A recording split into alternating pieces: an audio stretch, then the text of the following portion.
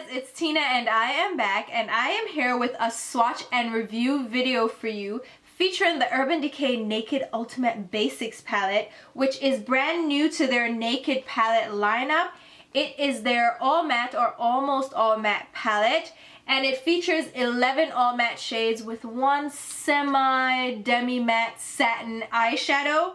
And this has recently debuted. It is a new addition to their Naked palette lineup. As you know, they have Naked 1, Naked 2, Naked 3, Naked Smokey. It would only make sense that they would now come out with an all matte neutral palette. And this palette was sent to me along with the Holiday 2016 lineup from Urban Decay, and I got to try it out and test it out before the actual official launch, and I had to do a review for this, not only because you guys requested it, but also because it's one of those products that is very polarizing. People love it or people don't like it, and I wanted to give you my thoughts on it as well as swatches of the eyeshadows on a darker skin tone so you can see if it's something that you want to check out for yourself. But before we jump into the review of the palette, we're gonna go ahead and do some swatches so you can see how these eyeshadows apply on my arm over a light layer of primer using a brush. So let's jump into the swatches now. So here is an overall view of the shades that are in the palette. These are 12 exclusive neutral matte shades, and they're only found in this palette. I will apply these swatches on a very light layer of primer on my arm, and I am using the brush that was included in the palette, and I'm going in with the more shader, larger, fluffy end of the brush. Starting out with the top row and the first shade in the palette, which is Blow. This one is described as a light nude demi matte. This shade is the only one that isn't a fully matte shade. It is a light beigey nude shade with a touch of sheen to it. It is a more sheer finish, and it would actually work pretty great under the brow for a subtle highlight. It isn't very intense, so it's not going to give you a frosty glow on like the inner tear duct area if that's what you're going for. This one is more of a very subtle sheen. Then we have the shade Nudie, which is described as a soft pink nude. All of these next shades are matte. So this is a matte pinky nude shade. It is actually to me more of a beige nude color. It has pretty light pigmentation again and would work great as a transition shade in the crease. Then we have the shade Commando, which is described as a light taupe brown. This one is a similar shade to Nudie, but it has more of a neutral to gray undertone. It's a very light shade again and would work as a transition shade for me in the crease. Then we have the shade Tempted, which is described as a pale brown. This one is a medium toned neutral brown shade. A very creamy and smooth shade. All of these matte shades so far have been really smooth and creamy to apply. And then we have the shade Instinct, which is a medium pink taupe. This shade is more of a rosy medium toned brown shade. And then we have the shade Lethal, which is described as a reddish brown. This one is a deep red espresso brown. Has great pigmentation, as you can see, and it applies very smoothly without being patchy at all. And here we have the first 6 shades in the palette. 5 of them are all matte, and we have one demi matte satin shade that has a bit of a sheen to it, but it's not a high frost shine at all. It's definitely a more subtle sheen. 4 shades in the middle actually work very well for me as transition and blend-in shades in the crease. If I'm doing a simple neutral look, I can just go between these shades, mix and match as I need, and add them in the crease area as a transition. The shimmer shade actually works great as an underbrow highlight as well. It's very subtle. It's not an intense shine. And that dark shade is actually a beautiful shade for darkening up the outer V area or even smoking out a look or adding to the lower lash line for a smoky effect. Moving on to the second row of the palette, we have the shade Pregame, which is described as a pale yellow matte. This one is a pale, very pale yellowed ivory shade. It has sheer pigmentation. I wish this one had a little bit more kick to it so I could use it on the lid as a lighter color, but I can use it to mix with the other nude shades to lighten them up a bit on the lid, and it does work as a great underbrow highlight as well. Then next to that we have the shade Extra Bitter, which is described as a burnt orange. This one is a rich orange brown shade, And this one is a great burnt orange shade. It's intense in pigmentation, it applies smoothly, there's no patchiness, and it's really intense. It can give warmth to a look without being too overwhelming. I really like this shade. And then next to that we have the shade Faith, which is described as a medium warm brown. Faith is a medium tone caramelly brown. It can actually work really great in the crease again to build up depth and dimension, and on darker skin this would be a great transition shade as well. It's very smooth, nice pigmentation, and applies richly without skipping. Then next to that we have the shade Lockout, which is a rich neutral brown. Lockout is a deeper brown shade with more of a neutral undertone. Again, it has great pigmentation, it's very smooth. This one would be another great one to build up dimension in the outer lid area and the outer crease. And then next to that we have the shade Magnet, which is described as a smoky gray. Magnet is a sooty dark gray shade with a little bit of warm undertone to it as well, so it makes it a lot more wearable than a cool tone gray that can lean very blue. This one has a little bit of warmth to it, and I didn't really think I would like this shade in the palette because it is a gray tone shade, but it actually works really well and it's a great alternative to black. And then the last shade in the palette is Blackjack. This one is described as a warm black. Blackjack is actually a very smooth shade. It does seem like it applies patchy initially, but once you go over it, it actually smooths out really nicely without any patchiness, without any skipping. And it is exactly what it says. It's a warm black. So it's a black sooty charcoal shade with a little bit of warmth to it, like a little bit of brown to it. So it looks like an espresso brown. And this one I found myself falling in love with because it's not a typical black shade. It has some warmth to it, a little bit of brown to it that makes it more wearable and not as intense in your face black. I think this would be a great black for a beginner. And again, here we have those 6 shades in the second row. I love this row. I think the 2 brown shades in the middle are such great transition shades for the crease. They help build up dimension. They would work great on darker skin. This extra bitter shade is such a gorgeous orangey brown as well. It works great for those who love warm looks. And then these 2 shades were surprises to me because this gray has a little bit of warmth to it that makes it a lot more wearable. And then this black again has some warmth, which again makes it more wearable. I just really love this run. I think it was a great selection of shades. The only shade that I wish was a little bit more pigmented is the pregame shade, but it still works because you can use it as a shade to blend with other shades to lighten them up. But I just love this row. And again, here's a look at all 12 shades in the palette. Again, 11 of these shades are completely matte, and then we have 1 shade that is more of a satin finish. And all of these shades, I must say, were very creamy and smooth. There was no dry, patchy application. None of them feel dry and powdery to the touch. They are matte, so they do kick up a little bit more powder than, say, a shimmer or a frost shade. But with these, I'm surprised that they didn't kick up more powder because some of the Urban Decay mattes can get very powdery and dusty. These were actually really creamy and very velvety and felt very buttery on the skin. And they applied with very nice pigmentation, and I fell in love with the shade selection as well because we have a selection of warm tones, more neutral shades. We have warmer tones down here, and you have light and medium and deeper shades. And I think the selection is just perfect. And I think that having most of the tones hit in the medium tone range actually makes the palette a lot more wearable for most skin tones. We don't have a collection of really light shades and then a couple of mediums. We have mostly mediums, a couple of light, and then we have 2 dark shades that I think will just work with any look you can create.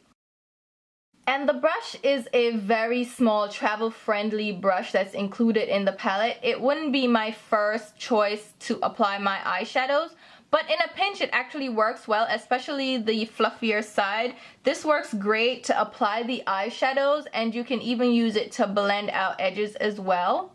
And then the smudger side of the brush is just a very short, stiff end that you can use to smudge out the lower lash line, or you can use it on your inner tear duct area. Even though the brush is not my go-to, brushes and palettes aren't my favorite, but this one is actually a good one to work in a pinch. Alright, Alright guys, so now that you have seen the swatches, we can go ahead and jump into the review. But I did want to mention that I actually have 2 videos featuring this palette along with some of the other Urban Decay Holiday 2016 products. I will link those down below. One is a first impressions get ready with me video featuring this palette along with a bunch of other new products from the Holiday 2016 lineup from Urban Decay, and I tried to actually use all Urban Decay products in that video as well. I also have another get ready with me video where I did a very simple look with this palette and I wore it throughout the day to test how the eyeshadows held up and just to see how I like the performance of the palette. So definitely make sure that you check those videos out. It will give you a better idea of how these eyeshadows apply, how they blend, how they perform, and how they hold up throughout the day. But we'll go ahead and jump into the review, and as usual, the first thing I like to talk about is price. Now this guy retails for $54, which is in line with the other Urban Decay Naked eyeshadow palettes. So Naked 2, Naked 3, Naked Smokey, they're all $54, and they do include 12 eyeshadows and a dual-ended brush.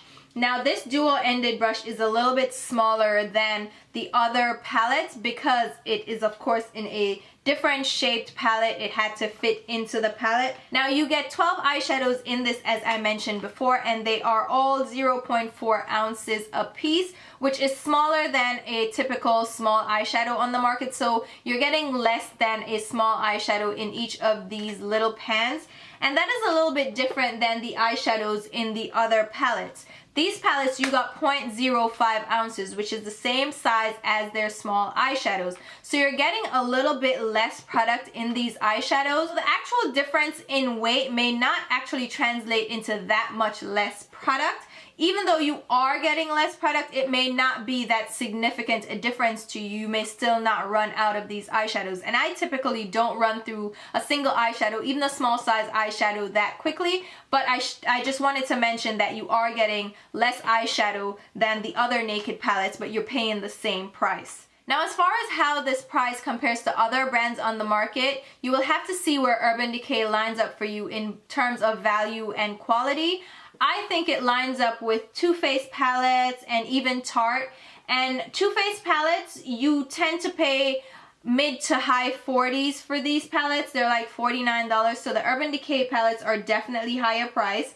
The Tarte palettes, you can get a Tartelette palette for $45, and this contains 12 eyeshadows and they have 0.053 ounces of product. This one has a little bit less product again. That's $45, but you don't get a brush included. And you may see that as an added value for the Urban Decay palettes. You do get a brush included that you can use for your eyeshadows. But for me, I have an extensive brush collection, so I really don't care if there's a brush included in a palette. I would actually prefer to pay less for the palette and not have a brush included. You also have the Kat Von D Shade and Light Eye Contour Palette, which is $46, and you do also get 12 eyeshadows, and some of these are larger eyeshadows, so you get more product. So you can see here, just running through the brands that line up with Urban Decay. Urban Decay is on the higher side of the price spectrum, which is something that always threw me off, and the palettes have gotten progressively higher in price over the years. They started out at I think $45, $46, and now they're $54. So I do think they are a little bit overpriced based on where they line up in the market and based on what you're getting for your money. Now, part of the pricing is actually reflected in the actual packaging of the product. And Urban Decay always does beautiful packaging. Like, they're a very trendy brand that keeps their packaging hip and very beautiful. And this is no different. I think this is actually my favorite packaging they have done of all time. I'm not really into the cardboard fluffy packaging that has these little butterflies popping out of it. I am into sleek, basic packaging that is still aesthetically pleasing, and this one, I just love this. And they have changed the design from the regular Urban Decay Naked palettes, which were in these long rectangular palettes with a magnetic closure. The Naked 2 actually had little tabs that kept it securely closed, which I love the Naked 2 packaging. I think this was my favorite packaging until this. Now this palette is in a square shaped design instead of those elongated palettes, and this one is a plastic packaging with a rose gold, almost champagne muted rose gold finish, and it is a demi-matte brushed metal finish. So it's not a high shine reflective mirrored finish that holds on to fingerprints. This one actually won't hold on to fingerprints and get smudgy and as dirty as a mirrored finish would. And the front of the palette actually has this raised design that is really beautiful, and it's reminiscent of a spark or a burst of light. It gives that kind of flare, broken spectrum of light effect. And Urban Decay Naked Ultimate Basics is in a raised font on the front of the palette. The palette itself is secured by a magnetic clasp at the very front, which again, I would prefer it to have a little bit of a tab fit closure that would keep it secure. It would definitely make sure that it's held tightly closed and it won't just pop open, especially for travel. But the magnet is pretty secure and it holds it firmly in place. And once you open up the palette, you will see it has a infinity or a full-sized mirror. So this is a beautiful mirror that you can use to apply your makeup, and it actually does hold itself up, so you can hold it up, and it also rotates a full 180, so you can always apply your makeup using the mirror like this with no issues. But you can also rest it on your desk and use it at an angle to apply your makeup. And the mirror clarity is really great in this palette as well, and I really enjoy this mirror. Like I said, also there's a brush included. This is a dual-ended brush, and it does say Naked Ultimate Basics on it, and it has a smudger end on one side and then a fluffier, more shader brush on the other side. The brush will fit in this little trough or cutout in the bottom of the palette, and then you have your 12 shades laid out in 2 rows of 6, and they do go from lighter shades to medium tone shades to the darker shades at the end.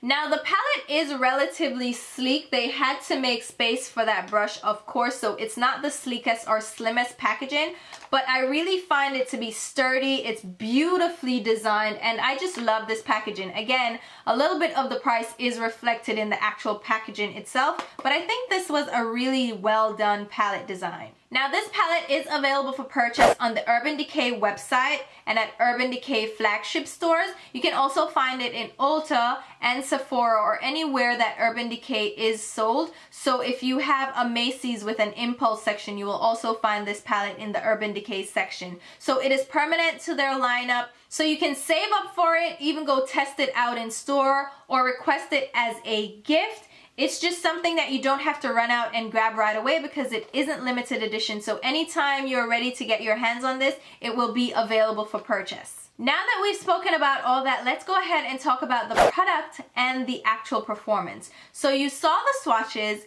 you saw me actually use it in 2 Get Ready With Me videos.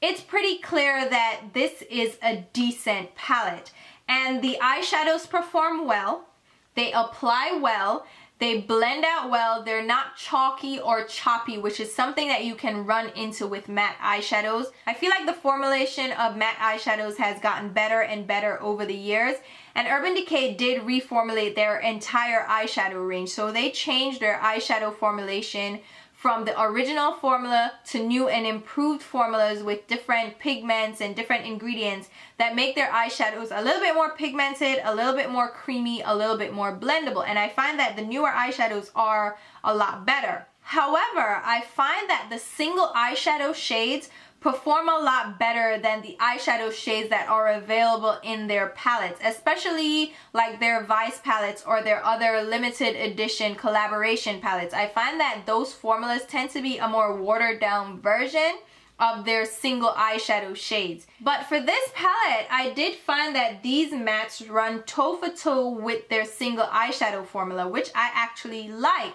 It is not my favorite matte eyeshadow formula. There are others that I enjoy more and just as much as these. But these are actually very good matte eyeshadows. And I think the one thing that is gonna make or break this palette for you, to be honest, is the shade selection and your current collection. There are so many matte neutral palettes on the market these days. You have so many to choose from that if you already have 1 or 2 in your collection and you're happy with them, there is no need to go ahead and add this one to your collection as well. Unless you're a collector or an eyeshadow connoisseur, or you just love all matte neutral palettes, then this one may not be one that you need to rush out and get. However, if you're starting out your collection, you don't really have neutral shades available, this might be a good one for you to pick up. And for me, I find myself reaching for this palette quite a lot. And I tried to figure out why was I reaching for this palette versus my other neutral palettes. Even my Viseart Neutral Mattes palette, which has some great matte eyeshadows. They're a little bit powdery. These I found were around the same level of powderiness, if not less, than the Viseart palettes. And I was like, why am I not reaching for this more? Because these are beautiful mattes. They blend out seamlessly. They're really gorgeous matte shades and they're great to work with. But I found myself reaching for this more and I'm like, why? And I realized exactly what it was. And this may be what decides if you get this palette or not. The shade selection. There are literally 4 to 6 medium tone shades in this palette that would work for the majority of skin tones. So if you're a lighter skin tone, then you have about 4 shades that you can use as transition shades in your crease to build up a very beautiful neutral eye and a nice gradient in your crease. And if you're darker skin tone, you actually have 6 shades here because you have these 4 shades here in the middle at the top, and then you have these 2 shades at the bottom that work great for neutral looks. Then I have this extra bitter shade that is an orangey shade, but it's a deeper burnt orange brown shade. It's not a full-on orange. And even though people have been like, I love orange shades, it's not practical for everyone and for everyday use. This one I find, it has that orangey tone to it, but it's not in your face orange. So it adds a little bit of warmth and interest to a look in the crease without being, hey, here I am, pumpkin orange. I know we're in fall, but not everybody wants a bold orange shade. And then you have this shade here, Blackjack, which is not a black shade. It is a dark, burnt espresso brown shade. And I find that I prefer that shade and dark brown shades over a matte black for an everyday look. And it's deep enough and rich enough that it can still be used in a smoky look and in a nighttime look. So I found that I was selecting this palette over others because of that shade selection. And it has 2 highlight shades in here that aren't too light. They work for medium to deep skin tone. And if you're looking for a bold in-your-face inner tear duct highlight, again, these are not going to work for you. But I find that the Blow shade, which is the only satin finish, works as a beautiful underbrow highlight. It's not too intense. It's actually more of a sheer finish. So it gives you a subtle sheen under the brow without being too overwhelming or too intense. I honestly feel like this palette is going to work great for a medium skin tone, a tan skin tone, a deep tan skin tone, and even deeper skin tones because of the shade selection. The paler gals might have a little bit of trouble. They might be like, oh, well, I need to reach for lighter shades for highlight and stuff like that. And I can understand that, but you must have that in your collection by now. The thing is, the majority of skin tones can get good use out of this, and I've seen pale girls use this and they use it and it looks beautiful on them, and I've used it and I loved it. I also wanted to show you the palette up against the other all matte neutral palettes that I have in my collection in case that will help your decision on what palette you want to pick out. And the first one up is the Neutral Mattes palette from Viseart. Now the Viseart palette is obviously a much higher price than the Urban Decay palette, and the Viseart eyeshadows are 0.05 ounces, so slightly larger than the Urban Decay eyeshadows. But as you see, the Viseart has 4 lighter shades on top, and then the second row and the third row are more deep shades. They do both have a gray tone shade included and a couple of dark shades. These 2 shades at the top are not really similar to these lighter shades, so if you're going for that, the lighter shades are different. There is an orangey tone brown shade in the Viseart palette, and like I said, the extra bitter shade in the Urban Decay palette is a little bit deeper, a little bit more of a burnt orange versus a brighter orange. So you'll see here the Viseart orange is more of a tangerine orange, and the Urban Decay extra bitter is more of a orangey toned brown shade. The gray shades are also similar. but I find that the Urban Decay one here is smoother than the Viseart one, which is actually a little bit choppy and a little bit chalky. These are the Viseart shades again, the gray and the orangey tone, and then these are the Urban Decay shades. Then we have the two medium tone browns. These two in the Viseart palette are right here on my ring finger and my pinky finger. Then the two brown shades in the Urban Decay palette are on my index and middle finger.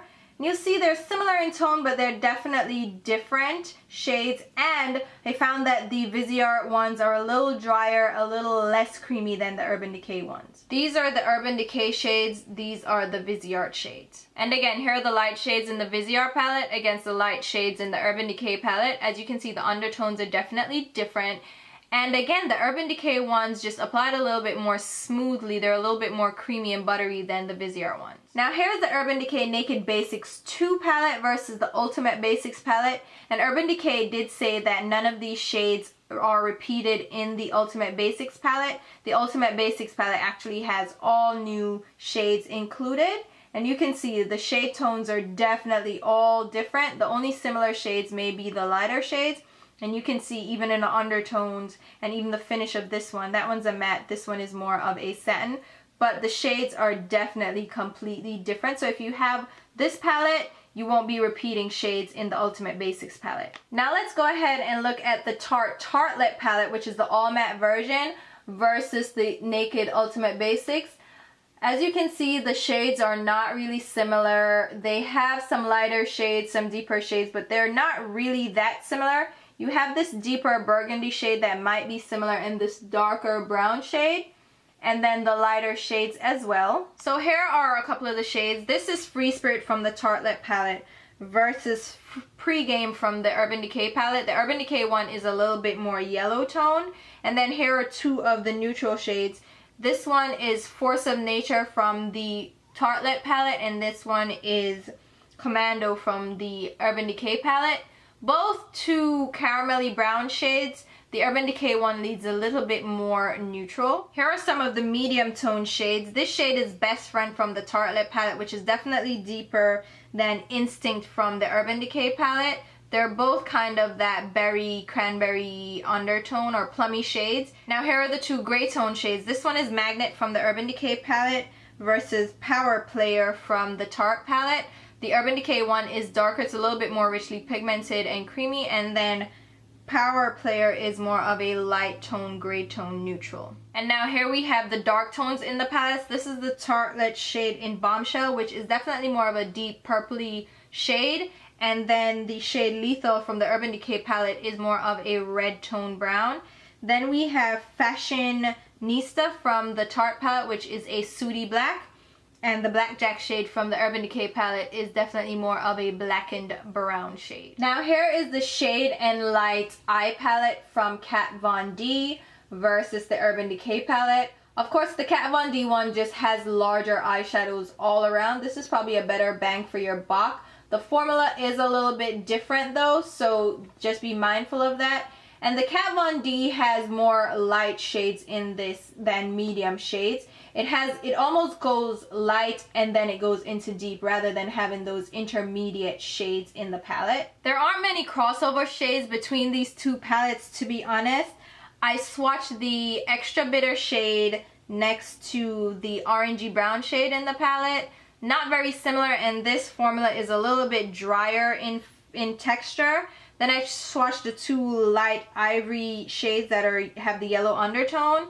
This one from Urban Decay is again a lot smoother than the one from Kat Von D and a little bit more buttery. Other than that, there aren't many shades in the Kat Von D palette that coincide with the ones in the Urban Decay palette. Now let's look at the palette that comes the closest in shade range to the Urban Decay palette, which would be the Stila Mind palette. This is the closest one I have in my collection to the Ultimate Basics palette. You can see some similar shades, the oranges, the dark brown and the dark burgundy shade, the lighter shades, this gray tone shade. They have a very similar shade selection. I'm very surprised by this actually. The Stila one has a few more darker tones in this, but they're very similar in shade selection, and I'm very curious to see how the shades match up against each other. The first shades up don't even look as similar anymore once they're swatched. This is the orangey brown from the Mind palette, and this is the extra bitter from the Urban Decay palette, which I prefer, again, over a bold orangey looking shade. I prefer orangey brown. Then this is the light ivy shade from the Stila palette versus Pregame from the Urban Decay palette. Pregame is such a smooth color, doesn't truly match up to this ivory shade. Here are some of the shades that look very similar. So these are the gray tone shades. This is from the Stila palette. This is from the Urban Decay palette. I find this gray tone to be a lot more wearable because it has a little warmth to it.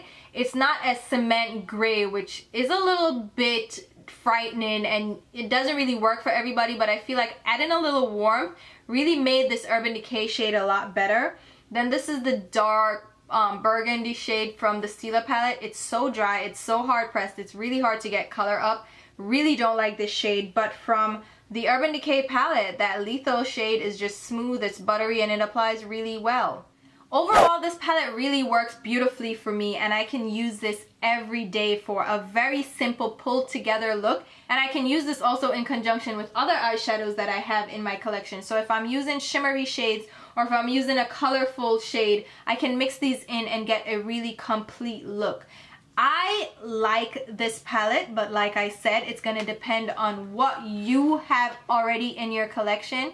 If you even need another neutral palette, or if you just like the shades in this palette. Again, it's kind of my go-to because of the shade selection. I have so many shades to choose from if I need a more neutral crease or I need a warmer crease, and I can just add and mix the shades to match what I am going for, and I really appreciate that. Overall, I'm going to say I really like this palette. In fact, I like it a lot more than I expected to, because my Urban Decay matte eyeshadows in their palettes aren't always my favorite shades. Like, they're not the best performance. Sometimes they can be chalky and dry. These eyeshadows are so creamy and so buttery, and it reminds me of their regular single shades, which are really good quality. And then when I compare it to my other all matte palettes, the ones that I have in my collection, some that are way pricier, I still reach for this more. And this formula is a lot more creamy, silky, and buttery than even my Viseart palette, which is saying a lot, because Viseart palettes, their eyeshadows, they aren't creamy, buttery, soft, but their pigmentation is there and they blend out really beautifully, which at the end of the day, that's what really matters. But these are smooth and buttery and silky and blend out nicely and apply great. So I'm like, what the hell? I really didn't expect to like this as much as I did, which I probably tried to judge this a little bit harder because I am trying to really see if it's worth it for you guys to check out. And I like it. And again, it's going to depend on how your collection looks, what you're looking for in an eyeshadow palette, and if these shades really cry out to you. I like it. I like it. And if you guys like it too, let me know. If you hate it, let me know as well and why you hate it. But yeah, those are my thoughts, and hopefully this was helpful for you. I did want to include the swatches and comparisons to other eyeshadows, so if you have those in your collection, you can figure out if this is a palette that may be worth it for you to check out. Again, go in store, swatch it yourself, see what it looks like, see what it feels like, see if it's something you would get yourself, because it is a little bit pricier. It's not the cheapest palette on the market, and you can get palettes for a lower price, but it might be worth checking out in store. Don't just take my word for it. Check it out in store and figure out if it's something you're interested in. So again, thank you guys so much for watching. I'll leave all the info down below in the description box, as well as links to my Instagram and Twitter. Follow me along there. And if you liked the video, definitely hit thumbs up. And until my next video, which will be very soon, I'll talk to you. Bye guys.